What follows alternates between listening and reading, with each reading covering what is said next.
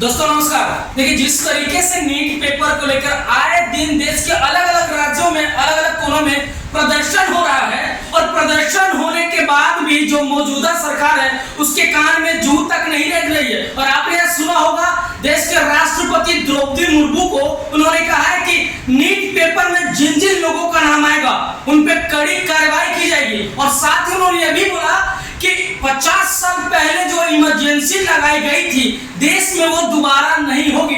तो एक सवाल छोटा सा राष्ट्रपति जी से बनता है कि 25 दिन पहले नीट पेपर में जिनका नाम आया है उन बच्चों के बारे में आपने तो ये चीज नहीं बोला कि ऐसा पेपर लीक दोबारा देश में नहीं होगा।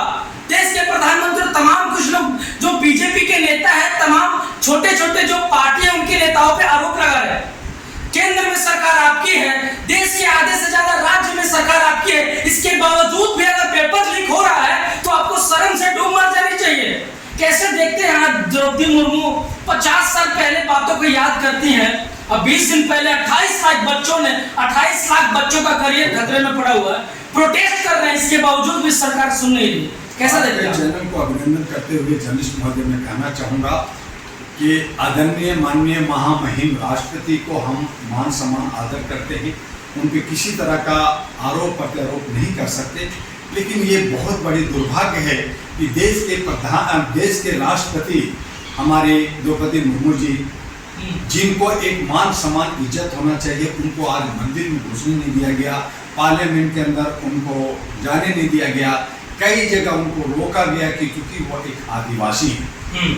लेकिन आज अगर वो कहती हैं कि इस तरह का कि डॉक्टर जहां नीट से डॉक्टर बनता है, कार्डियोलॉजिस्ट बनता है, जो हार्ट को एक जिंदगी को बचाता है, वो प्रधानमंत्री और राष्ट्रपति भी हो सकती हैं। उन्हें भी बीमार होना, उन्हें भी एम्स में जाना है। वहां अगर डॉक्टर ऐसे गलत सलत लोग जो बिना पढ़े लिखे लोग और बिना पढ़े लिखे लोगों को जैसे IAS बना दिया जाता है, जो है बिरला की बेटी को IAS घोषित कर दिया जाता है। ये सारी चीजें जो ये परिपाटी चल रही है, ये VVIP कल्चर का परिपाटी चल रहा है, ये देश के लिए दुर्भाग्य है। और हमारे जो राष्ट्रपति जी हैं उनको इस पे पूरी संज्ञान लेनी चाहिए और सुप्रीम कोर्ट में जो व्यवस्था है उनको कहना चाहिए कि आप देर न करें, जितने लोग पकड़े गए हैं उनको जल्दी से जेल भेजें। एक दो ऐसे भी मुस्लिम हैं जो इंडिया देश को छोड़ के भागे हैं बाहर, तो ऐसे सूरत में आप क्या करोगे? आप पैसा उनको बटोरने दे रहे हो, आप उनको बैंक से विदेश भागने दे रहे हो, जैसे विजय माल्या और बाकी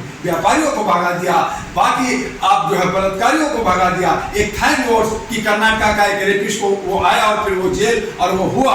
लेकिन अगर यही होगा कि शिक्षा में भी, स्वास्थ्य में भी ये जो गिरावट है, ये जो हमारे बच्चों की मनोबल जो बढ़ने की बात है, वो पढ़ते हैं, मेहनत करते हैं, दिन रात 24 घंटा 1 साल 2 साल 5 साल 10 साल मेहनत करते हैं, और उस पर आप पानी फेर रहे हैं, उस पर आप राजनीति कर रहे हैं, उस पर आप जात पात कर रहे हैं, उस पर आप जो है आरक्षण और इसको देंगे उसको नहीं देंगे। ये बहुत ही शर्मसार बात है। ऐसे हालत में आज द्रौपदी जी को 2 कदम आगे बढ़ करके प्रधानमंत्री से आगे बढ़ करके और इनको कहें कि फौरन जितने लोग हैं उन सबको पकड़ा जाए और इस तरह की जो हरकत कर रहा है उनको छोड़ा नहीं जाएगा, उनको फांसी लगा दिया जाएगा। या उसके लिए एक स्पेशल विधेयक ला सकती हैं। तो राष्ट्रपति को क्यों नहीं पा इस तरीके का? नहीं, इसलिए किसी पार्टी के हैं या फिर मतलब देश के राष्ट्रपति हैं?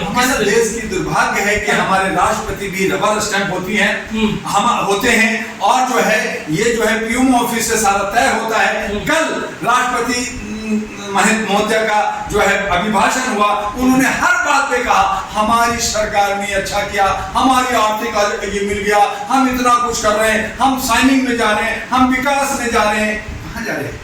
कहाँ जा रहे हैं? तो हम उनसे बहुत उम्मीद करते हैं, वो हमारे प्रथम नागरिक होते हैं भारत का, और उन पे पूरा सिस्टम होता है, उनकी एक आवाज से पूरा जो है न्यायपालिका और हमारा जो है सारा सेना उनके एक आवाज से सारा रिमोट कंट्रोल बन गई है। लेकिन रिमोट कंट्रोल होते हैं, वो जो है बटन होते हैं, उनको पोपट बना दिया गया है। तो ये जो है वो एक तरह से जंजीर में, जैसे एक बहुत बड़े पिंजरे में बंद हो, और पिंजरे में बंद जो शेर कितना भी दहाड़ मारे उससे क्या फर्क पड़ता है, जब तक उसको आज़ादी नहीं होगी, जब तक वो खुले विचार से काम नहीं करना होगा, जब तक उनके तमाम एक्शन पे एक्शन नहीं होगा। तो इस तरह से आज हमारे देश के अंदर संविधान और हमारा जो व्यवस्था सरकार का, ये सब कैद है, पिंजरे में है, और हम ढोलक पीट रहे हैं कि हम लोकतंत्र हैं। सही माने में लोकतंत्र नहीं, ये जोगतंत्र, ये चोरों का तंत्र हो गया है। ये लोकतंत्र नहीं है, ये जनतंत्र नहीं है। जनता खाली वोट देती है, जनता का कोई तो प्रधानमंत्री माथा भी टेक रहे हैं संविधान का, आप कहाँ खतरे में? माथा टेक रहे हैं, ऐसे वो माथा नहीं टेक रहे हैं, वो चूम रहे हैं। आपने देखा नहीं, वो चूम रहे हैं, जैसे अपनी बीवी को चूमे। आपने उन्होंने प्यार दिखाया, और प्यार देके बीवी को छोड़ दिया। आज आपके लिए उन्होंने देश छोड़ा, देश सेवा करने के लिए। मुझे बताइए, एक तरफ आपने चूमा, एक तरफ आपने माथा में लगाया संविधान को, और दूसरे दिन बाबा अम्बेडकर का और फूले का आपने वहां से मूर्ति को तोड़ के बाहर कर दिया। यही सामान हमने दिया कि एक तरफ आप जो है संविधान को कह रहे कि मैं संविधान को मानता हूं और मैं उसको मरने नहीं दूंगा, और दूसरी तरफ और उसी को जिस पे पूरा बहुसंख्यक 90% लोग उस पर आस्था रखते हैं, आपने बाबा अम्बेडकर का जिस पे आंदोलन छिड़ गया है, जिन पे आवाज उठ गई है, जिन पे 131 हमारा सांसद पार्लियामेंट के अंदर होता है ओबीसी और एसी का, आपने सबको कहा तुम हो कौन, तुम्हारी औकात क्या है, तुम मोदी है तो मुमकिन है। आपने ये साबित करके अम्बेडकर की मूर्ति को आप वहां से हटा दिया, और भी मूर्तियां, गांधी की मूर्ति हटा दिया। क्यों? वहां पे क्या वीर सावरकर का लगाओगे? बोल तो रहे ना, उचित स्थान दिया जाएगा। सावरकर का लगाओगे, गोडसे का लगाओगे, क्या कहना चाहते हो आप? बस आपने जो है पार्लियामेंट के अंदर आपने सब में जैसे हटा दिया, संगूर की छड़ी रख दिया, वहां पे अशोका का आपने बेइज्जत किया। आपकी बेइज्जत पे बेइज्जत पे बेइज्जत। सवाल ले लीजिए, सवाल ले लीजिए। तो मोदी भवन कर दे पार्लियामेंट में, कोई बड़ी बात नहीं है। कल ये भी सुनने को मिलेगा कि वो बिस्टा अंग्रेजी नाम है, इसको मोदी गुजरात भवन नाम रखो, ये भी हो सकता है। उन्होंने ये साफ शब्दों में कहते दिया उचित स्थानों के लिए हटाया गया, और अम्बेडकर के साथ और भी मूर्तियां हटाई गई ना वहां से, क्या जो मूर्तियां हटाई गई उचित स्थान दिया जाएगा। उसके लिए एक व्यवस्था पहले से सब कुछ होती है। आपने देर एक तरफ ये क्या और ये करते इस तरह से भड़काने का आप काम कर रहे हैं। आप कह रहे हैं कि ठीक है साहब, हमने नीट का एग्जाम हो गया, हम सब गरीबों को सबको एडमिशन आप बढ़ाओ ना। आप कॉलेज नहीं बढ़ा रहे, आप फैकल्टी नहीं बढ़ा रहे, आप सीट नहीं बढ़ा रहे, आप 24 लाख बच्चे एग्जाम एजेंडा बनाने का काम है आपका, भी बच्चों का बस एजेंडा बनाइए। अगर एजेंडा है तो आज लाखों बच्चे जो गर्मी में लहलहाती धूप में 50 डिग्री सेल्सियस के टेम्परेचर में, जिसमें लू में कई लोग मर जा रहे हैं, ऐसी सूरत में कश्मीर से कन्याकुमारी, कच्छ से कटक, पूरे भारत में आंदोलन चल रहा है। कितना पैसा, कितना एनर्जी लग रहा है, और आप जो है कोटन और आप पे जो है चश्मा 1.5 करोड़ का लगा करके आप देखें, आपको दिख नहीं रहा। कानून बन गया 10 करोड़ 1 करोड़ का, तो जिनका बिना मैं गाना 1 करोड़ पे जुर्माना मारा जाएगा। तभी तो मैं कह रहा हूँ जर्नलिस्ट महोदय कि आप रातों रात कानून बना दीजिए, आप लोगों को फांसी दे दीजिए, आप लोगों को जेल दे दीजिए, क्योंकि आपके पास ईडी है, आपके पास इनकम टैक्स है, आपके पास सीबीआई है, आपके पास सिक्योरिटी है, आपके पास दौलत है, आपके पास सत्ता है, सब आपके पास है। जनता के पास क्या है? जनता तो बेचारी है, वो मार खाते रहेगी, और वही जनता का बच्चे वो मार खाते रहे। वो मासूम जिनको हमें एक अच्छा दशा और दिशा देना था, उनके दिमाग में क्या चढ़ेगा कि ये सब चोर हैं, तो आगे जाके वो चोर बनेगा, न कि वो डॉक्टर बनेगा। वो जब ऑपरेशन करेगा, जो हार्ट का ऑपरेशन करेगा, पेट चीरेगा, तो वो उसमें कैंची छोड़ देगा, उसको और फाड़ देगा, क्योंकि उसको तो नॉलेज ही ज्यादा नहीं। तो वो जिंदगी लेगा, जिंदगी बचाने का डॉक्टर होता है। दूसरा भगवान डॉक्टर कहलाता है। उसको भगवान को आप जो है राक्षस बना रहे हो, आप उसको जो है दरिंदा बना रहे हो, कि ताकि आपका स्वास्थ्य बेकार हो, आप वो बेचने वाला डॉक्टर बन जाए। यही होगा, क्योंकि उसने पैसा देकर के डॉक्टर बना है, तो कल किडनी बेच करके वो पैसा निकालेगा। तो ये जो असमानता होगी, जहां हम फ्री में स्वास्थ्य मिलना चाहिए, वहां लाखों करोड़ रुपए कौन खर्च करेगा? गरीब करेगा या अमीर करेगा? तो अमीर बचेगा, गरीब मरेगा। तो आप व्यवस्था बना रहे हो कि गरीब को मारना है, अमीर को जिताना है। आपने 141 करोड़ में अब 100 करोड़ जनता को मार करके आप शासन करना चाहते हो। ये आपकी नीति है, ये खुल के बोलो ना, बोलिए कि मैं सबको मारना चाहता हूँ, मैं अकेले बनूंगा और मैं अजर अमर हूँ, मैं हमेशा। आपने इतना तमाम आरोप लगा दिया, आपको कोई निजी फायदा है क्या मोदी का? सुनिए पहले सवाल ले लीजिए, आपको कोई निजी फायदा है क्या मोदी का बुराई करने में? निजी फायदा की बात कर, यही फायदा हो रहा है कि हम लोग जहाँ चैन से रहें, समाज की सेवा करें, हम अपने मुस्तकबिल, अपना भविष्य बनाएं, हमारे बच्चे अच्छे डॉक्टर बने। अब यही हमारा फायदा दिख रहा है आपको, तो ये फायदा दिख रहा है आपको। हम बर्बाद हो रहे हैं, हमारी गला फंस रहा है, हम बोलने के लिए लाचार हो गए, हम आवाज देने के लिए लाचार हो गए, हम सड़कों पे आ गए हैं और आपको फायदा दिख रहा है। तो अगर ये फायदा आप लोग समझ रहे हैं तो फिर हमें आप कैद रख करके, जेल में रख करके मारना चाहते हैं तो मार दीजिए, हम मरने के लिए तैयार हैं। लोकतंत्र की आप दुहाई दे रहे हैं, कितना लोकतंत्र की दुहाई दे रहे हैं, देश के प्रधानमंत्री का बुराई कर रहे हैं, आपको नहीं दिख रहा कि लोकतंत्र है भी?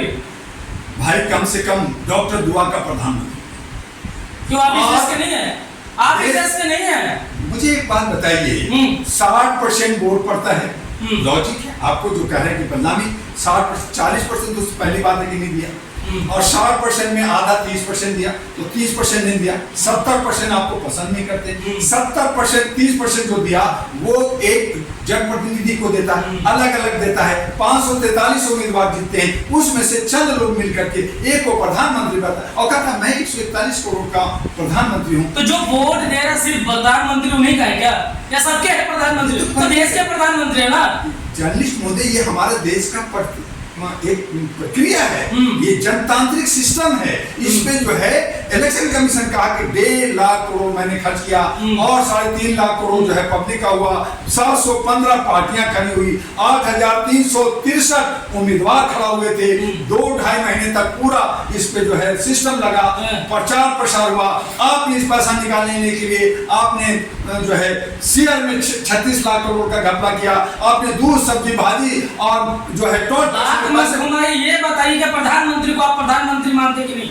देश का प्रधानमंत्री 141 करोड़ का प्रधान आपके हैं कि नहीं? आपके वाला कि नहीं? वो प्रधानमंत्री 272 संसदीय जो जनप्रतिनिधि है उसका प्रधानमंत्री। प्रधानमंत्री बात मत घुमाइए, आप बताइए आपके हैं कि अगर नहीं? मेरा या जनता का प्रधानमंत्री वो तब होगा जब वो हर एक को बिना जात पात, बिना नफरत, बिना भेदभाव का और एक समानता के साथ एक भगवान की नजरिया होती है। जैसे बारिश होता है तो सबको बारिश मिलता है, सूरज की रोशनी मिलती है तो सबको मिलता है, उस तरह से अगर देश के प्रधानमंत्री का अगर रवैया और उनका काम है तब वो सबका प्रधानमंत्री। लेकिन अगर वो किसी का हित और अहित सोचता है, एक को देना एक को छीनना, तो वो प्रधानमंत्री देने वाले का है, लेने वाले का प्रधानमंत्री कतई नहीं हो सकता। चलिए एक लास्ट सवाल मैं आपसे लेना चाहूंगा। मंडी की जो सांसद है वो कह रही कि इमरजेंसी का पोल पट्टी खोल के रख दूंगा, मेरी मूवी आ रही, कैसा देख रहे हैं? छोटा सा जवाब दीजिए। मंडी की सांसदा वो जो बनी है उनसे पूछिए आप उनको सांसद मानती कि नहीं, ये भी बताइए। अरे सबसे पहले वो पैदा ली थी कि नहीं ली थी 1970 में? पहले कितनी बड़ी थी, छोटी थी, क्या उम्र हो रही है उनकी? वो रील की हीरोइन है, वो व्यवसाय कर रही है, दौलत चाहिए। अरे वो सांसद है, आप तो कुछ भी नहीं है, आप बुराई कर रहे हैं। उसने बनाया, जनता ने बनाया, हम जनता का हिस्सा है, हम भी जनता है, तो जनता ने बनाया। क्यों? लेकिन उनको जनता के हित में बात करना चाहिए। आप 70-50 साल जो आपने देखा नहीं, आपने 200 साल की इतिहास बता रहे हो। अरे आपने जनता के लिए क्या दे